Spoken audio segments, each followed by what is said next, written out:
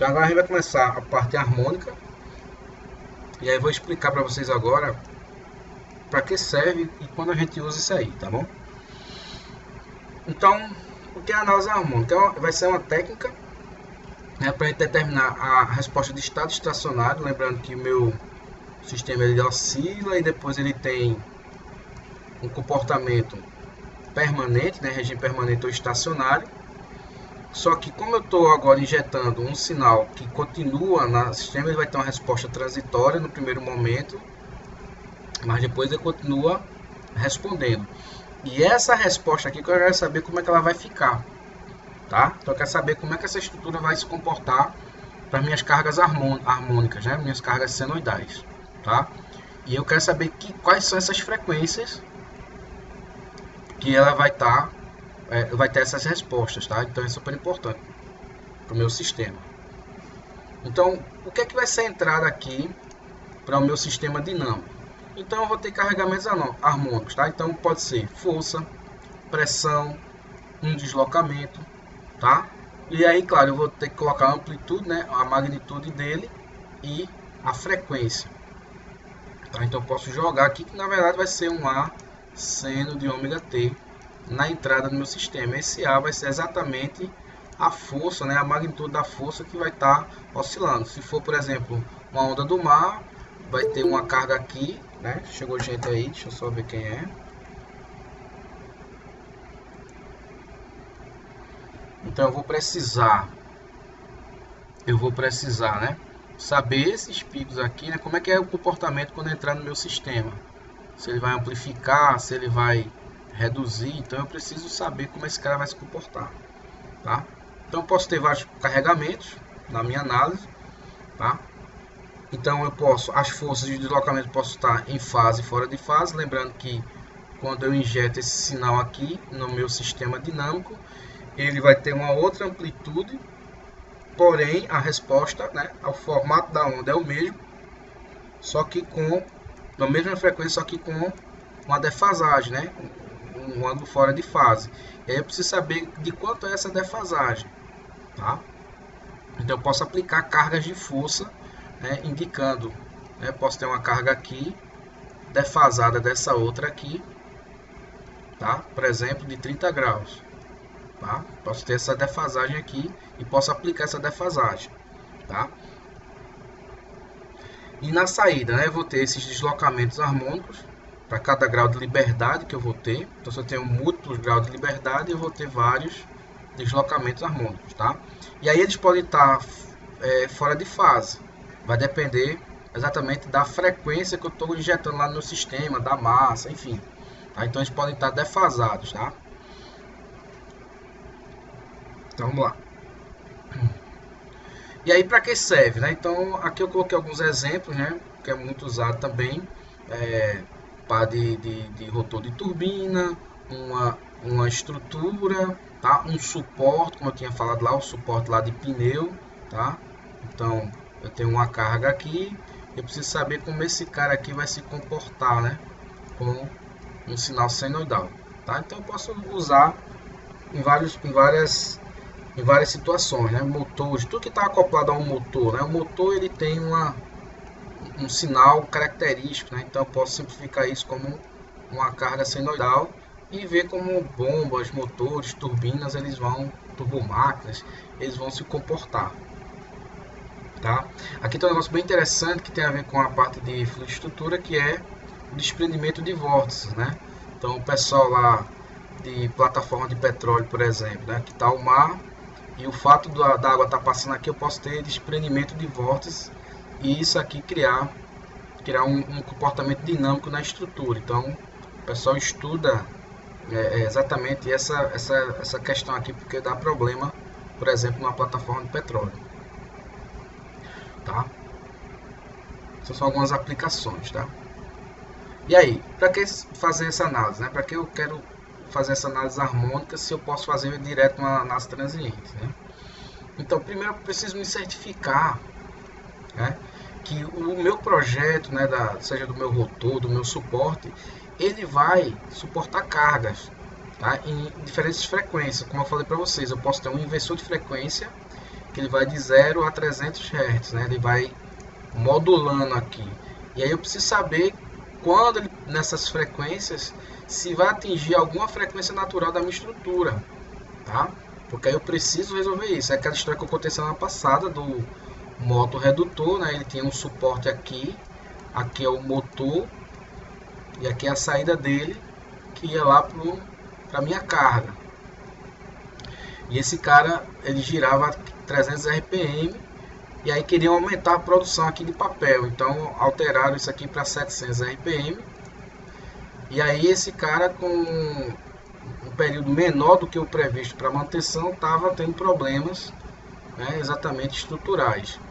E aí o que o pessoal fez foi fazer a análise, né, desenhar esse cara aqui no ANSYS e fizeram análise para 700 RPM e começaram a tentar a alterar a rigidez desse suporte aqui do motor para que ele evitasse exatamente essa transmissão de cargas aqui para dentro do redutor, tá? Então isso é um exemplo de coisas que a gente pode fazer, né? E aí a gente pode, né, na hora que a gente perceber que está em ressonância, fazer alterações na massa, na rigidez para evitar isso aí, tá? E aí, claro, né, toda a estrutura ela vai ter uma rigidez, tá? O amortecimento ele vai estar presente sempre. Isso aí é uma simplificação que a gente faz, dizendo que não existe, né? O B igual a zero, isso aqui é uma idealização, tá? E obviamente, por ser um sistema dinâmico, a massa vai estar influenciando. E eu preciso ter essa noção, porque quando eu tenho um sistema de, porque quando eu tenho só uma massazinha, beleza, né? Eu tenho um grau de liberdade, mas quando eu tenho vários graus de liberdade, eu preciso saber qual é a massa que está contribuindo com, por exemplo, a resposta ressonante, tá? Eu preciso saber quem é que está. E aí eu preciso ver aquela tabelinha lá da minha análise modal para saber o fator de participação de massa no sistema, né? Para saber qual é a frequência que está influenciando mais no meu sistema aqui, tá? Então vamos lá. Vou passar aqui. E aí, aqui é só aquelas continhas lá que eu estava fazendo, né?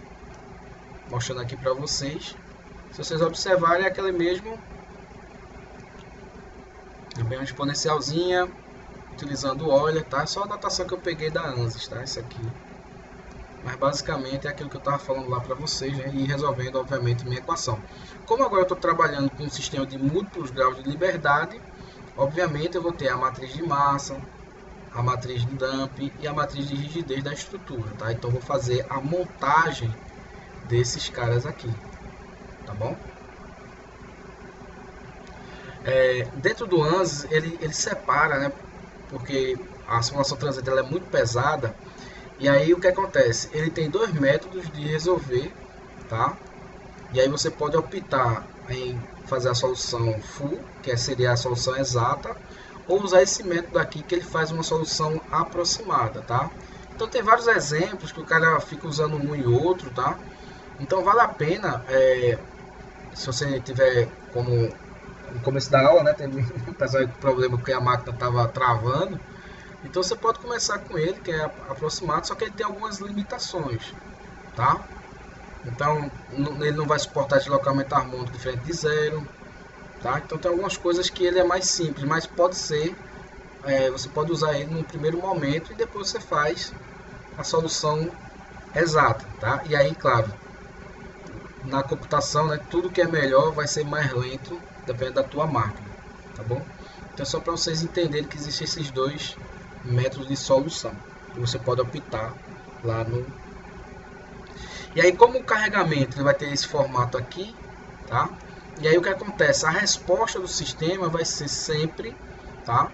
Vai ser sempre na mesma frequência, mas pode estar defasado, né? Pode estar num ângulo de fase diferente. Eu posso aplicar já na entrada, né? Aqui é uma força, veja que eu tenho uma força aqui, eu tenho amplitude e eu tenho seno. Depois que ela entra no meu sistema, e aí o que acontece? Eu tenho uma defasagem, aqui tá os meus fasores aqui, ó, para mostrar esse ângulo de defasagem, esse ângulo de fase. E aí ele está mostrando aqui exatamente essa defasagem, ó, de pico a pico aqui, ó, que é exatamente dada por esse ângulo de fase. tá? E aí o que acontece? Isso aí pode indicar, por exemplo, que eu tô, por exemplo, aquela história lá do banco, eu tô com um cara aqui sentado e a massa do banco ela tá subindo, eu tô descendo, eu tô com uma defasagem aqui, que é exatamente o que isso representa, e eu posso ter, por exemplo, uma vibração pior aqui para o meu motorista, tá? Aqui eu já mostrei para vocês, né, sobre esse gráfico, que é o que a gente vai estudar, tá? Então aqui nessa transformação que eu botei, lembrando lá do meu zeta, ó, quando eu vou aumentando aqui o meu amortecimento, ó, tá vendo? À medida que eu vou aumentando, ó, o que acontece? Nessa região aqui, ó, da frequência, né, eu tenho aqui a ressonância, tá? Então eu vou alterando aqui a resposta, né, do meu sistema. Esse diagrama aqui a gente chama de diagrama de Bode, tá? Que ele está pegando a magnitude em decibéis, tá? Um decibéis é 20 log de 10 da amplitude, tá? Isso aqui é uma unidade que é muito usada para medir som, né? Som, o pessoal de eletrônica usa muito, tá? Aqui na análise dinâmica a gente coloca uma amplitude, dá a razão de amplitude da minha variável, que pode ser aceleração, velocidade ou deslocamento, tá? Então tem essas duas formas também de trabalhar, tá? E aqui, claro, é um gráfico log-log, tá? E aí ele coloca para a mesma frequência a magnitude e o ângulo de fase. E qual é a vantagem dessa análise harmônica? Exatamente achar a minha função de transferência, tá?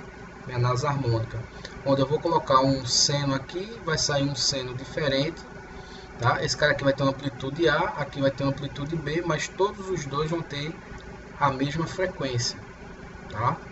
E obviamente esse cara aqui pode estar defasado, né, de acordo com a frequência que eu estou colocando. E aqui é um gráfico de Bode só mostrando exatamente que esse pico aqui ele vai reduzindo à medida que eu vou aumentando o meu amortecimento, tá?